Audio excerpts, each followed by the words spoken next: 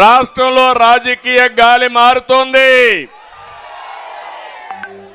రాష్ట్రాన్ని reverse gear లో పెట్టిన తుగ్లక్ పని అయిపోయింది.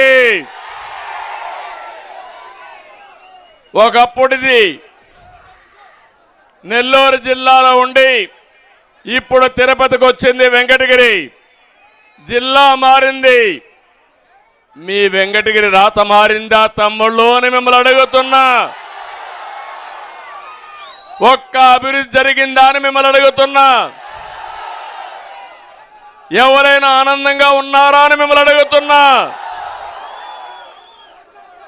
ఈ పాలన బాగా లేదని ఇప్పుడే చెప్పాడు ఆనం రామనారాయణ రెడ్డి గారు.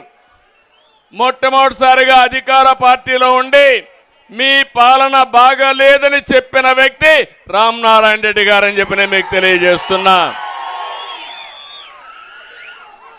మీది తప్పుడు పోకడని కూడా స్పష్టంగా చెప్పాడు.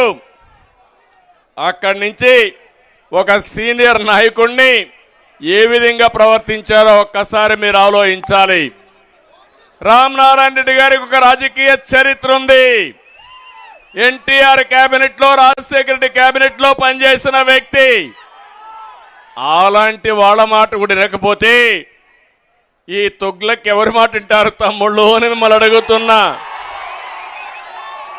ఆయన అడిగింది మంత్రి పదవి కోసం కాదు, ఇంకోటి కాదు, ప్రజాహితం కోసం అడిగితే ఆయన అక్కడి నుంచి దూరం పెట్టే పరిస్థితి వచ్చింది. ఏ పని చేయకుండా పోయే పరిస్థితి వచ్చింది.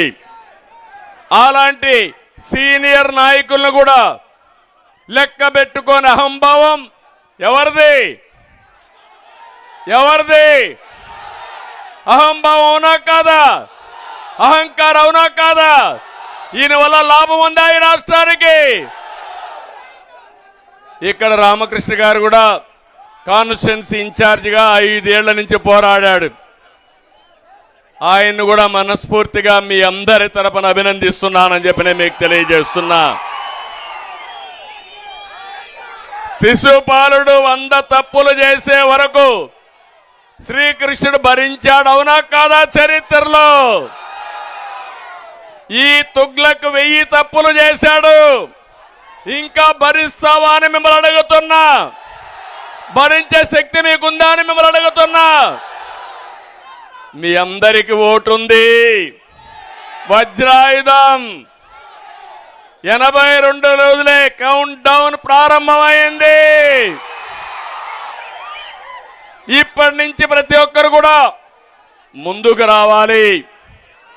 ఎక్కడికక్కడ ముందుకు వచ్చి అహంకార విధ్వంస తుగ్లక్ పాలకుణ్ణి తరిమేయడానికి రా కదిలిరా కార్యక్రమానికి శ్రీకారం చుట్టాం. ఒక ఇంట్లో ఒక విషయం మీరు గుర్తుపెట్టుకోవాలి.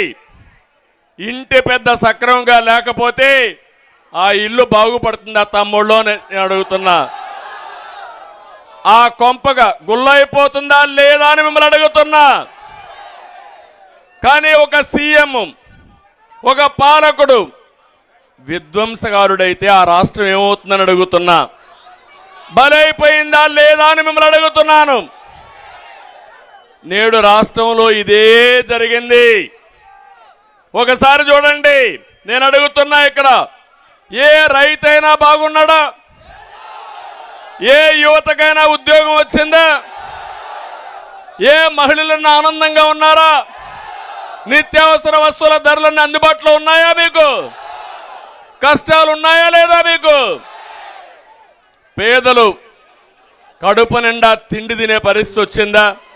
నిన్నే సంక్రాంతి పండుగ అయింది, పండుగ కూడా చేసుకోలేకపోయాం. నేనుంటే సంక్రాంతి కానుక, క్రిస్మస్ గిఫ్ట్లు అన్ని ఇచ్చేవాడు, అన్ని పోయినా ఈరోజు